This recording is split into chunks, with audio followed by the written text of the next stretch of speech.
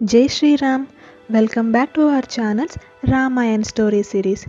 ఈరోజు మనం చెప్పే స్టోరీలో ఒక మ్యాజికల్ విషయాన్ని తెలుసుకుంటాం. అసలు వాల్మీకి మహర్షి గారు రామాయణం మొత్తం ఎలా చూసి రాశారు అనేది. Yup, the real behind the scenes story of Ramayanam ఎలా పుట్టింది అని. So let's begin. ఒకరోజు వాల్మీకి మహర్షి గారు కూర్చొని ఆలోచిస్తూ ఉంటారు. నారద మహర్షి నాకు రాముని కథ చెప్పారు, కానీ అది హోల్ స్టోరీనా లేదా ఇంకా ఏమైనా ఉందా అని. He was super curious.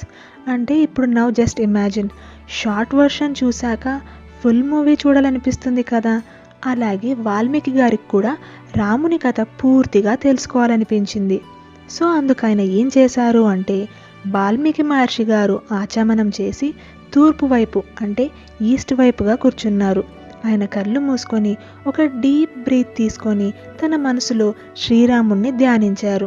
He thought, నాకు ఎగ్జాక్ట్గా అక్కడ ఏం జరిగితే అలా నా కళ్ళకు కట్టినట్టు చూయించండి అని. ఆయన తపోబలంతో తన యోగ దృష్టితో అంటే పవర్ ఆఫ్ మెడిటేషన్తో ఆయన మొత్తం స్టోరీ అంతా చూస్తాడు.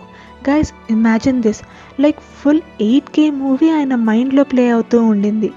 అలా వాల్మీకి మహర్షి గారు రాముని జీవితం మొత్తం కళ్ళకు కట్టినట్టుగా స్పష్టంగా చూశారు. చెప్పాలి అంటే ఆనాటి అయోధ్య రోజుల్లోకి మెంటల్లీ టైం ట్రావెల్ చేసినట్టు.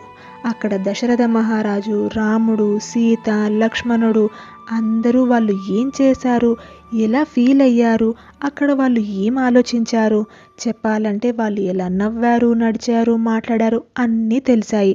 Every single emotion, every single adventure. అందుకే వాల్మీకి గారికి రాముని కథ క్రిస్టల్ క్లియర్గా తెలుసు అని అంటారు.